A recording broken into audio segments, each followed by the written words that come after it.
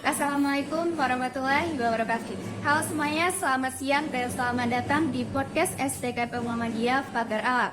Bersama saya Nike Pramisi pada podcast kita kali ini yang bertema tentang MBKM atau Merdeka Belajar Kampus Merdeka.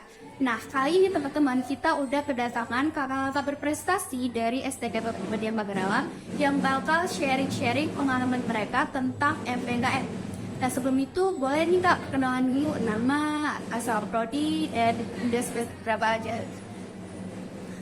Baik, perkenalkan saya Brenda Lestari dari program studi pendidikan matematika semester 6 dan penempatan saya dulu di SD 21 Bandar. Perkenalkan, nama saya Miftahul Jana dari program studi pendidikan bahasa Inggris. Saya semester 6 dan waktu itu penempatan di SD 21 Bandar. Perkenalkan, nama saya Putriana dari Prodi Pendidikan Bahasa dan Sastra Indonesia semester 6. Kemarin penempatan saya di SD Negeri 20 Pagar Alam. Oke, kita udah kenal nih, jadi langsung aja nih kita mulai bincang-bincang singkatnya ya Kak. Sebelumnya dari kita bicara tentang MBKM nih Kak, boleh gak sih kalian kasih tahu sedikit banyaknya MBKM itu apa nih Kak? Boleh salah satu? Kalau yang saya ketahui, MBKM itu suatu wadah yang menurut saya khususnya pendidikan keguruan ini sangat penting sih, karena kita bisa terjun langsung kan di sana melalui platform Merdeka Belajar itu. Nah, di dalamnya ada berbagai macam kegiatan, mulai magang, terus ada kampus mengajar juga, dan kemarin kita ikut kampus mengajar itu, jadinya sangat penting sebenarnya.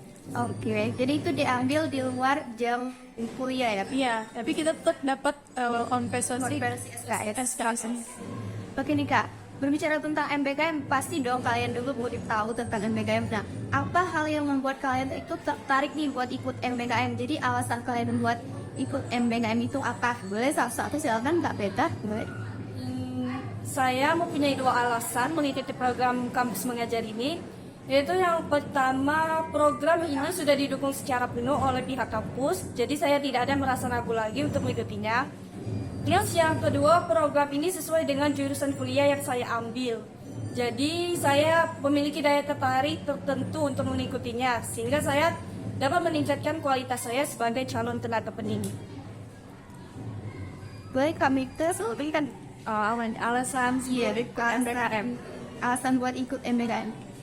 Sebenarnya sebelum ikut MBKM ini cuma coba-coba ya awalnya, jadi nggak punya ekspektasi untuk lulus dan ikut kegiatan ini. Tapi akhirnya waktu itu persyaratan dan berkasnya itu dikumpulkan Hamin 1 penutupan. Jadi memang benar-benar nggak ada ekspektasi untuk lulus di kegiatan ini. Tapi waktu itu dan lulus, kebetulan waktu itu emang sudah bekerja di salah satu sekolah, jadi antara mau diambil atau tidak kesempatan ini.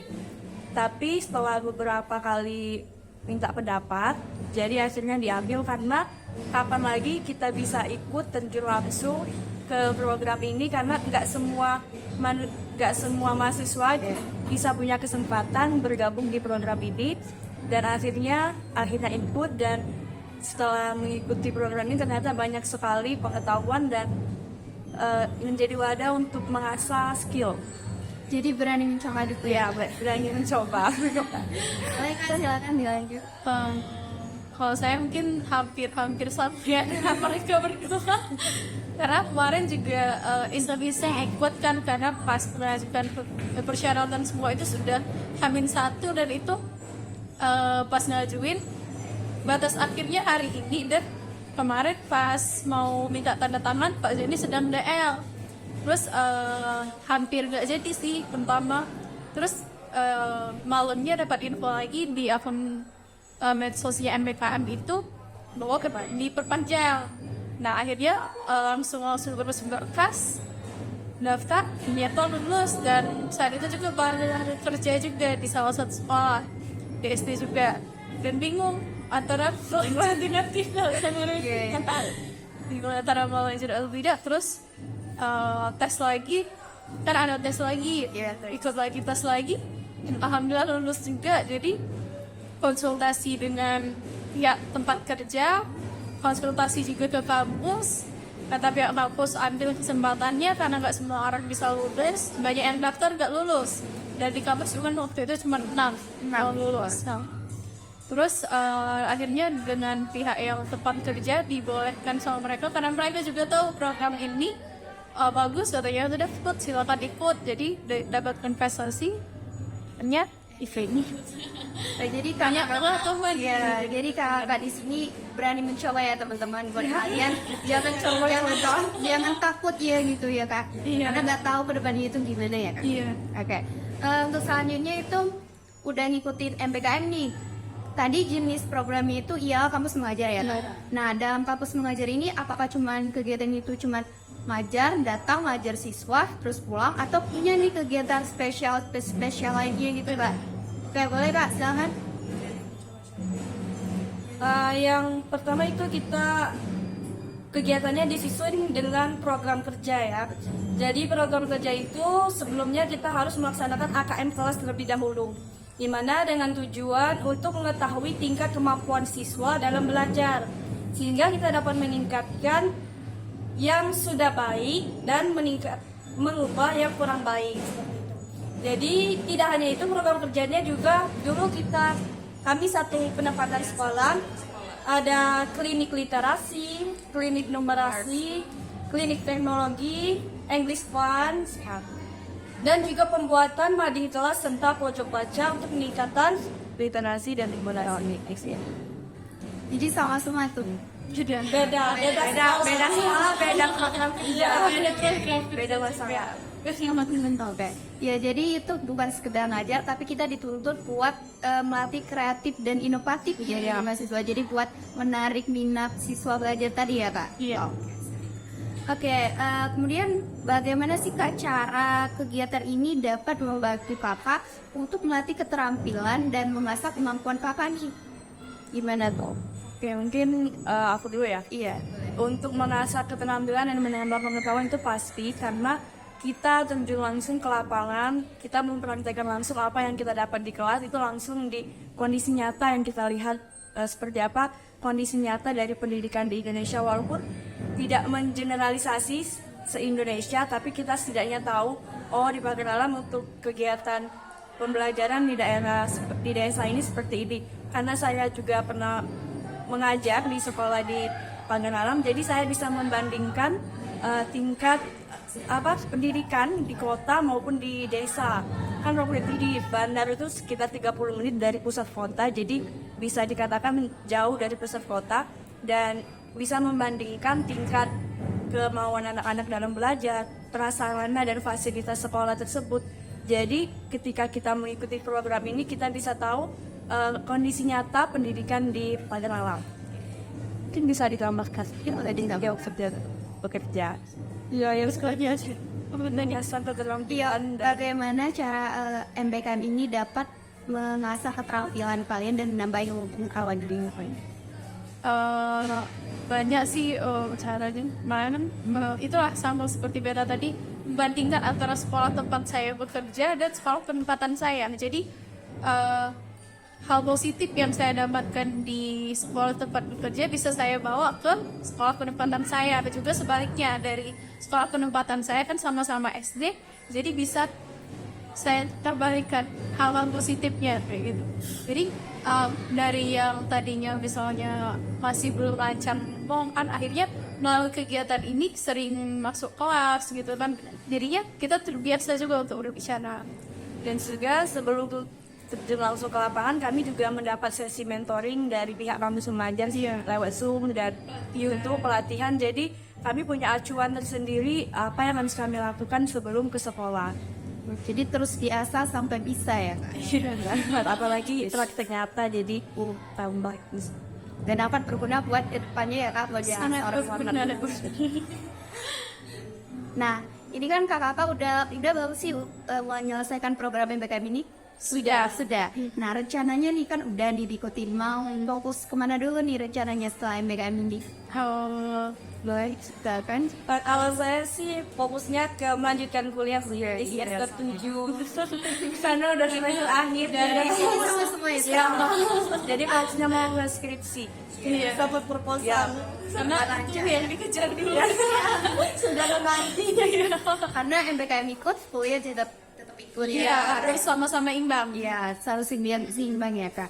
Oke, nah udah nih kita bahas tentang MBKM. Nah, menurut kakak recommended gak sih kalau misalnya saya nih baru semester 2 nih, recommended gak sih kalau misalnya saya pengen ikut tapi saya takut nih buat coba ini, gimana nih kakak? Sangat Jadi gini ya, selagi masih di semester bawah, ikutilah kegiatan itu karena kesempatannya peluangnya lebih besar di semester bawah. Kalau sudah semester atas, kayak kita cuma punya satu kesempatan, selebihnya udah fokus skripsi, proposal dan udah, jadi nggak bisa lagi mau ikut, kemauan masih ada, cuma kesempatan udah nggak ada lagi. Jadi gunakanlah kesempatan sebaik mungkin, jangan disia-siakan. Jangan takut, jangan insecure duluan. Iya, coba.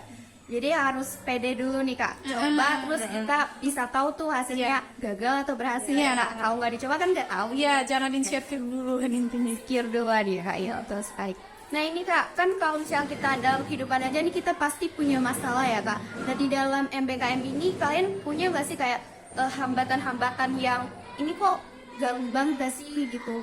Ya hambatannya itu gimana tuh kalian mengatasinya, upayanya gitu kak? setiap kegiatan pasti ada hambatan. Udah ada hambatan. Jadi kalau ada hambatan itu mungkin kami kan dalam satu sekolah itu ada beberapa mahasiswa. Nah di satu sekolah kami itu ada 5 mahasiswa. Nah ketika ada suatu masalah yang harus kami hadapi, kami harus berkomunikasi dulu dengan satu kelompok tersebut. Nah kami diskusikan apakah masalah itu bagaimana cara menyelesaikannya. Nah kalau sudah misal tidak menemukan jawaban, jadi kami menghubungi DPL. Di setiap sekolah itu ada DPL, tapi sekolah kami dengan Putri SD 21 sama 20 DPL-nya sama dengan 1. Nah kalau sudah selesai dengan DPL, kami juga harus menghubungi koordinator PT kampus kami. Mungkin penambung di selain ada DPL tadi juga ada guru PAMNO menaungi mahasiswa kampus mengajar itu. Jadi fungsi dari guru PAMNO itu kalau seandainya kita ada masalah, kalau misalnya kita belum bisa selesaikan berlima dengan anggota kelompok kita bisa sharing dengan guru PAMNO dulu. Setelah sharing dengan guru PAMNO, misalnya jalan keluarnya belum ada nih, baru mungkin guru PAMNO diskusi dengan kepala sekolah, atau selagi guru PAMNO diskusi dengan kepala sekolah, kita diskusi dengan DPL. Kalau misalnya tetap tidak ada jalan keluarnya, yang terakhir ke bagus. Ya, tetap berhubungan sama yang di atas ya. Iya. Ya. Sama yang DPL itu kan. Iya, karena setiap kegiatan itu pasti ada walaupun sedikit atau banyaknya hambatan. Iya, pasti ada ya kak. Tergantung kita sendiri bagaimana menyikapi Fantasinya itu ya kak.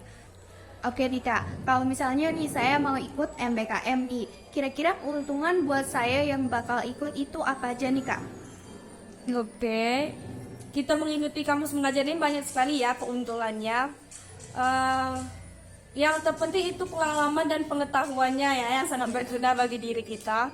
Terus yang kedua itu ada uang saku tiap bulannya selama masa penugasan. Lalu itu ada konversi SKS sebanyak 20 SKS. Dan di akhir masa penugasan juga kita diberikan sertifikat yang diterbitkan secara langsung oleh Kemendikbud.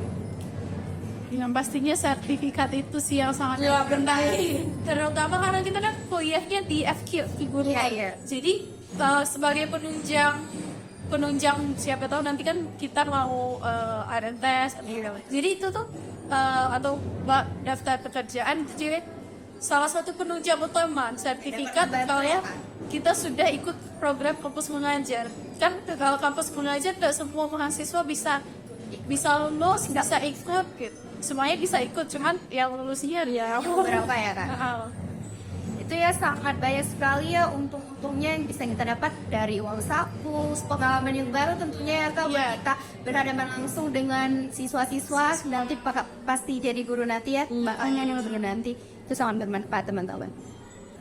Jadi buat teman-teman semua yang mau tahu info pendaftaran dari Kampus Mengajar, mungkin bisa ikuti akun Instagramnya dari Kampus Mengajar RI. Jadi di sana nanti bakal update terus kapan waktu pendaftaran, kapan waktu akhir pendaftaran, dan juga masa penugasan info-info lainnya. Oke, mungkin sedikit banyaknya udah jelas ya kakak-kakak ini juga udah sharing pengalamannya yang pastinya akan bermanfaat buat kita semua, apalagi yang mau ikut MBKM nih, buruan cepat ditonton karena ini informasi yang bakal berguna buat kalian. Mungkin itu aja ya Kak, makasih udah datang, udah sharing-sharing pengalamannya, dan buat kalian yang udah nonton juga makasih. Mungkin kita tutup podcast kali ini pakai jargon Muhammadiyah nih Kak.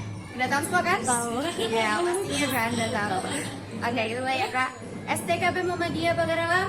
Ih, keren. Sampai jumpa di podcast selanjutnya. Wassalamualaikum warahmatullahi wabarakatuh. Wow,